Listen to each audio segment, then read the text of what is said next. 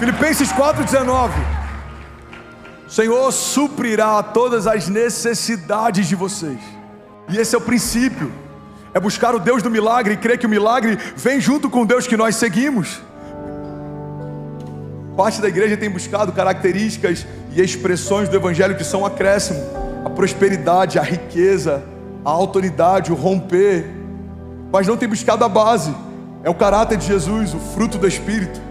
Porque no final das contas, o que vai mudar a história não é a obra de Deus que nós fizemos, mas é o que a obra de Deus fez em nós. Não é o quanto de frutos a gente fez, mas é o quanto do fruto do Espírito a gente deu espaço para Jesus gerar em nós. É o quão parecido com Ele a gente se tornou, é o quão parecido com Ele a gente é. Alguém está comigo? Diga amém.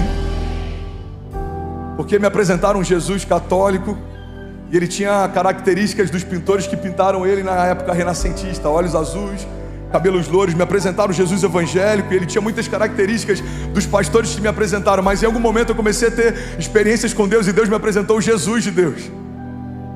E ele é despido de qualquer camada de religiosidade, ou qualquer paradigma, ou qualquer ideia que a gente possa ter a respeito de quem ele é, irmão. O Jesus de Deus, ele é diferente do Jesus da religião. O Jesus de Deus, ele é despido de qualquer camada de religiosidade. O Jesus de Deus, ele é manso, mas ele também é selvagem. O Jesus de Deus, ele é uma mistura de amor e fúria. É um amor pelo pecador, mas é uma fúria contra o pecado. O Jesus de Deus, ele andava sobre as águas, ele curava enfermos, mas ele também fez de todo o inferno um espetáculo público, triunfando sobre eles na cruz. Muita gente está ansiosa porque acredita que a sua vitória está pautada na próxima batalha. É por isso que a batalha dessa semana, o desafio da terça-feira, a entrevista da quinta-feira, a pessoa que quer resolver um problema comigo na sexta-feira, me consome, me deixa tão ansioso, porque eu ainda acredito que a minha agenda está pautada no compromisso futuro, quando na verdade a garantia que nós temos está pautada em algo que Jesus fez há mais de 2000 anos atrás. Quando Jesus disse está consumado, nós precisamos crer e entender que já está consumado. Nada mais precisa ser feito. Tudo que precisava ser feito, Jesus já fez. Não é mais uma ansiedade do tipo, vai acontecer, será que vai saber? Não. Senhor, eu continuo aguardando o cumprimento da tua promessa. O Senhor é fiel em todas as suas promessas. O Senhor disse que me daria uma família incrível e eu não aceito a realidade que eu estou vendo com os meus olhos naturais. Senhor, eu não aceito o divórcio. Senhor, eu não aceito a crise. Senhor, eu não aceito a doença. Eu não aceito o tumor. Os médicos dizem que o quadro é terminal, mas a última palavra continua sendo sua. Os meus amigos não acreditam que eu vou conseguir romper, mas a tua palavra me garante que o Senhor não apaga o pavio que fumega, nem quebra a cana que está amassada. A tua palavra me garante que existe uma última palavra que vem da sua boca, e eu me agarro a ela, e eu descanso nela, e eu espero por ela. 1 Coríntios 2,6, eu finalizo aqui, diz assim: todavia falamos sabedoria entre os perfeitos? Não, porém a sabedoria desse mundo, nem dos príncipes desse mundo que se aniquilam, mas falamos a sabedoria de Deus, oculta em mistério, a qual Deus ordenou antes dos séculos para a nossa glória, a qual nenhum dos príncipes desse mundo conheceu, porque se a conhecessem, nunca crucificariam ao Senhor da glória. Mas como está escrito, as coisas que o olho não viu e o ouvido não ouviu e não subiram ao coração do homem, são as que Deus preparou para aqueles que o amam. Mas Deus nos revelou pelo seu Espírito, porque o Espírito penetra todas as coisas, ainda as profundezas de Deus. Porque qual dos homens sabe as coisas do homem, senão o Espírito do homem que nele está? Assim também ninguém sabe as coisas de Deus, senão o Espírito de Deus.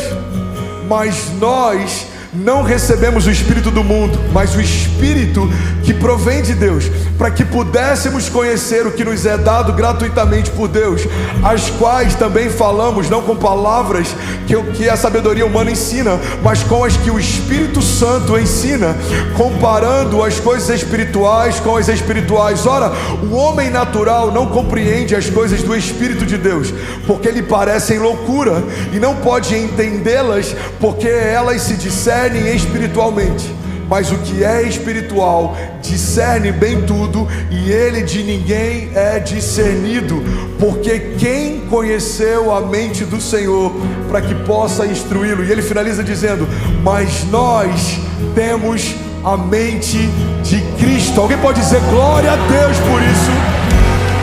Não, irmão, se você entendeu o que a palavra está dizendo, será que alguém pode dar um brado de liberdade aqui nessa manhã?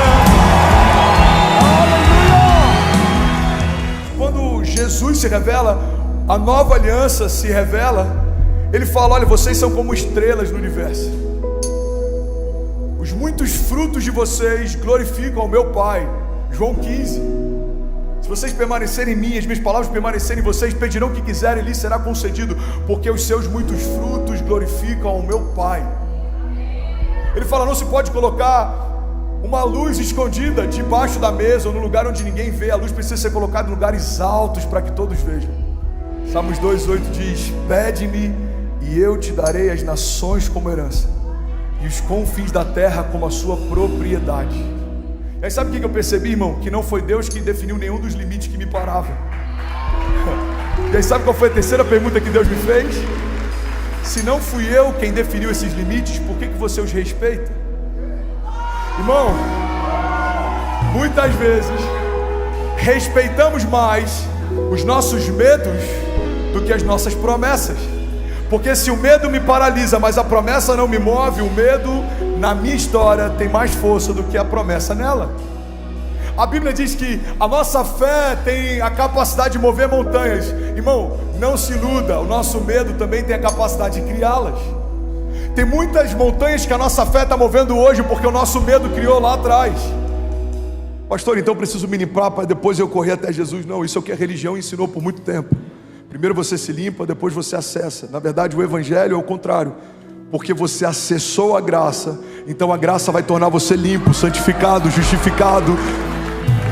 Não há condenação para aqueles que estão em Cristo Jesus. Fomos feitos santos, inculpáveis, livres de toda acusação. Aleluia! Então como que eu vivo a pureza do meu coração? O centro das minhas emoções. Irmão, guarda isso. Quando a Bíblia fala sobre coração, ele está dizendo do centro das emoções. O centro é onde libera, é onde mantém, onde sustenta, é onde define tudo que você sente, tudo que você pensa e por consequência como a gente age, como a gente se move, as nossas reações, as nossas motivações. Tudo isso está diretamente ligado ao centro das nossas emoções. A Bíblia está dizendo que se o centro das nossas emoções for puro, nós veremos a Deus. O convite de Pedro é muito mais poderoso do que muita gente entendeu até agora, irmão. O convite de Pedro não fala sobre um homem que andou sobre a gravidade. O convite de Pedro fala sobre alguém que andou sobre a incredulidade. Em Deus já aconteceu, já se cumpriu. Eu já sou abençoado, justificado. Deus sonhou comigo. O Deus que entregou seu único filho por mim, não me dará também juntamente com ele de graça todas as demais coisas. Conversão, eu vou usar uma analogia bem tosca, é como um carro que você coloca GNV. Se movia por um combustível, não se move mais. A conversão de natureza faz com que você agora use combustíveis diferentes, porque você se tornou algo diferente. O que te movia não te move mais, o que te preenchia não te preenche mais, o que te iludia não te ilude mais. Porque a Bíblia diz, porque se Cristo nos libertou, verdadeiramente nós somos livres. A questão, irmão, não é se vai chover, a questão é o quão fundo estão os meus poços quando a chuva dos céus chegar. A questão não é se Deus vai fazer um avivamento no Brasil, a questão é o quão firmado nesse avivamento a minha casa vai estar quando ele acontece. A questão não é se Deus está pronto para prosperar você, a questão é se você está pronto para entregar aquilo que você vai receber. Guarda isso, irmão, nós estamos prontos para receber tudo aquilo que nós estamos dispostos a entregar. A fé é uma dinâmica de antecipação, você celebra o que ainda nem aconteceu, você se alegra com algo que ainda nem aconteceu. A fé é você celebrar que 2023 já é o melhor ano da sua vida, não porque você está animado, eufórico, porque você sabe que pelos olhos da fé, não tem como você não viver milagres nesse ano, porque você sabe que pelos olhos da fé, não tem como não viver romper esse ano. Não há nenhuma necessidade que os céus não possam suprir sobre você. Você está cansado, os céus têm renovo. Você está perdido, os céus têm direção. Você está cativo, os céus têm liberdade. Você está doente, os céus têm cura. Você está em falta, os céus têm provisão. Você está confuso, os céus têm clareza para você. Deus não é Deus de confusão. Não importa, pode ser o cenário que for, pode ser o que for, para cada necessidade da terra existem milhares de respostas dos céus. Jesus fez de um peixe o cardápio do dia de uma multidão no meio do deserto. Irmão, eu não sei se você já se atentou, mas não existem peixes no deserto. Não existem rios no deserto. Não existe mar no deserto. O que Jesus está ensinando através desse milagre é muito mais do que uma capacidade que ele tem de fazer o pouco virar muito. Ele está mostrando que ele não depende do ambiente para fazer aquilo que ele disse que faria. O seu milagre não depende da sua geografia, o seu milagre não depende do lugar que você nasceu, o seu milagre não depende da sua descendência, o seu milagre não depende da economia, o seu milagre não depende da política, o seu milagre não depende da promessa de homens. Recebe isso em nome de Jesus. O seu milagre não depende de conjunturas, circunstâncias, o seu milagre não depende de diagnósticos, de opiniões de homens, o seu milagre não depende de nada além daquele que te sustenta.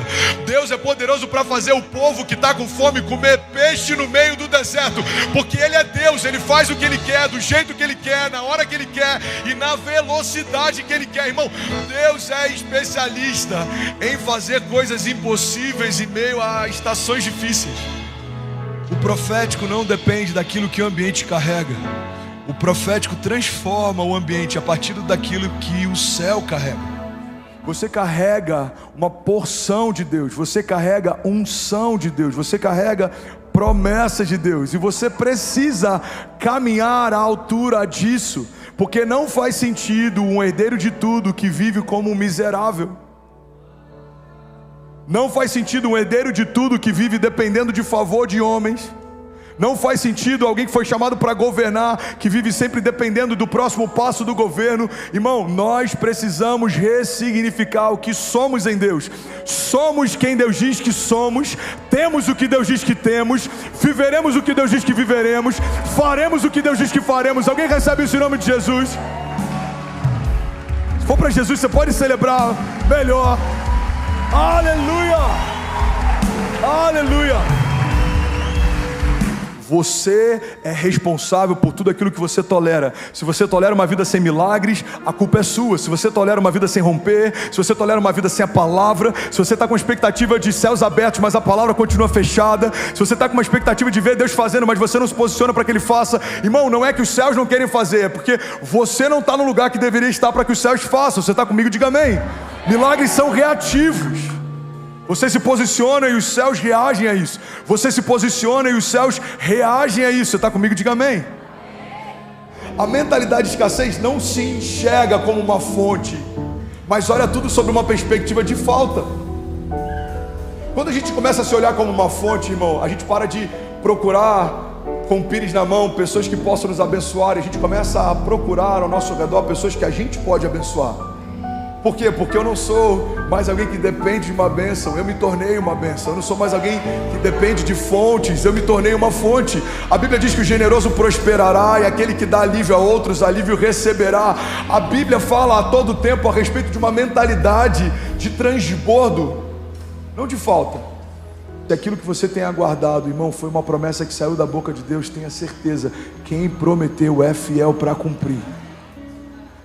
Noé tinha uma palavra, José tinha uma palavra, Davi tinha uma palavra, Abraão tinha uma palavra, Moisés tinha uma palavra, irmão, Jesus tinha uma palavra. A Bíblia diz, pela alegria que lhe fora proposta, suportou a vergonha e a dor. Olhem bem para Ele, para que vocês não desanimem. A Bíblia fala a respeito de Jesus. Por que Jesus suportou tanta vergonha e humilhação e dor? Porque havia uma alegria proposta. A Bíblia diz que chega um ponto que Jesus fala: Pai, se possível for, afasta de mim esse cálice, mas todavia seja feita a tua vontade, não a minha. O que você precisa, irmão, para não desistir, não esmorecer, não parar, não desanimar? Você só precisa de uma palavra. Jesus, eu quero ver o natural se curvando ao sobrenatural. Eu quero ver a tua palavra se cumprindo. A tua palavra diz que se nós cremos e não duvidarmos, tudo é possível ao que crê. A tua palavra me ensinou que a fé não limita a Deus e Deus não limita a fé. A tua palavra me garante que se eu estiver no Senhor e as suas palavras estiverem em mim, eu pedirei o que quiser e me será concedido. Salmos 37:30 diz: a boca do justo profere sabedoria, e a sua língua fala conforme a justiça. Ele traz no coração a lei de Deus, e ele não pisará em falso. 1 Coríntios 1:20 diz: onde está o sábio? Onde está o erudito? Onde está o questionador desta era? Acaso não tornou Deus louca a sabedoria desse mundo? Visto que na sabedoria de Deus o mundo não o conheceu por meio da sabedoria humana, agradou a Deus salvar aqueles que creem por meio da loucura da pregação. Os judeus pedem sinais miraculosos e os gregos procuram sabedoria. Nós, porém, pregamos a Cristo crucificado, o qual de fato é escândalo para os judeus e é loucura para os gentios. Mas para aqueles que foram chamados, tanto judeus como gregos, Cristo é o poder de Deus e a sabedoria de Deus. Porque a loucura de Deus é mais sábia que a sabedoria humana, e a fraqueza de Deus é mais forte que a força do homem. Irmãos, pensem, eu amo essa passagem, no que vocês eram quando foram chamados. Poucos eram sábios segundo os padrões humanos, poucos eram poderosos, poucos eram de nobre nascimento, mas Deus escolheu as coisas loucas do mundo para envergonhar os sábios, e escolheu as coisas fracas do mundo para envergonhar as fortes. Deus escolheu as coisas mais insignificantes do mundo e as desprezadas e as que nada são, para reduzir a nada as que são, para que ninguém se vanglorie diante dele. Alguém pode dizer glória a Deus por isso? Você pode celebrar Jesus no seu lugar. Quando Jesus veio, ele não veio para se defender, ele veio para se entregar. E é por isso que ele veio como um animal, um dos animais mais indefesos. Não existe dispositivo de defesa num cordeiro. Ele veio para se entregar, mas depois que ele morreu e ressuscitou, ele ressuscita como um leão. Ele é o leão da tribo de Judá, ele governa. E eu quero que você lembre disso, irmão. Se somos filhos de Deus, somos assim como Deus é. Se Ele é um leão, nós somos também. A Bíblia diz que os ímpios fogem sem que haja ninguém a persegui-los, mas nós somos ousados como um leão. Alguém pode levantar sua mão e profetizar isso? Diga: no lugar do medo, coragem. No lugar da dúvida, certeza. Diga: no lugar de tudo que se levanta contra mim, diga: tudo que o céu já liberou sobre mim. No lugar das mentiras, promessas. No lugar da angústia, diga: a paz que excede todo entendimento. Nós não somos daqueles que retrocedem, nós somos daqueles que permanecem e serão salvos. Diga: independente do que se levanta, diga: eu sei quem me garante. Os meus inimigos vêm contra mim por um caminho, mas por 7 caminhos eles fugirão. Você pode celebrar Jesus no seu lugar. Aleluia! Irmão, guarda isso em nome de Jesus. O processo já faz parte da promessa. Eu vou viver cada promessa que o Senhor me fez. Mas os gigantes são grandes, mas o meu Deus é maior. Mas as muralhas são fortes, mas o meu Deus é mais forte que elas. Mas os levantes são demais, mas o meu Deus se levanta antes de cada um deles se levantar contra mim. Irmão, a gente tem que ter um entendimento que as promessas são estabelecidas através de processos, de levantes, de desafios, de retaliações. Mas em todas essas coisas, nós somos mais do que vencedores em Cristo Jesus. Alguém crê nisso? Diga amém. Quando Deus diz uma coisa, Ele comunica algo. Quando Deus te deu uma palavra, Ele comunicou algo. Quando Deus te diz 2 vezes a mesma palavra, Ele está confirmando algo. Mas se você já ouviu de Deus 3 ou mais vezes, é um sinal claro de que você ainda não está onde você já deveria estar. E é por isso que Ele está dizendo: filho, deixa eu te lembrar, existe uma palavra para você. Esse é o lugar, essa é a palavra, essa é a promessa, esse é o destino, esse é o desígnio. Porque o convite tem mais peso quando você não segue Jesus só porque não tem nada a perder, mas porque você perdeu tudo que tinha para seguir aquele que pode tudo te dar. Jesus faz um convite para Pedro. Se você buscar o meu chamado como princípio, tudo isso que você está buscando, eu vou acrescentar. Isso acontece na primeira vez e também no segundo encontro. Quando Jesus ressuscita, vai buscar a Pedro. Pedro tinha negado Jesus, dito que não sabia quem ele era. Alguém lembra dessa história? Diga amém. Jesus volta no mesmo lugar para lembrar para Pedro que a mesma promessa ainda estava de pé, o mesmo convite ainda estava de pé. Jesus estava dizendo: ei Pedro, você pode até ter se esquecido do que eu falei, mas eu não esqueci o que eu falei para você. Você pode ter desistido do convite que eu te fiz, mas eu não desisti do convite que eu fiz para você. Alguém está comigo? Diga amém.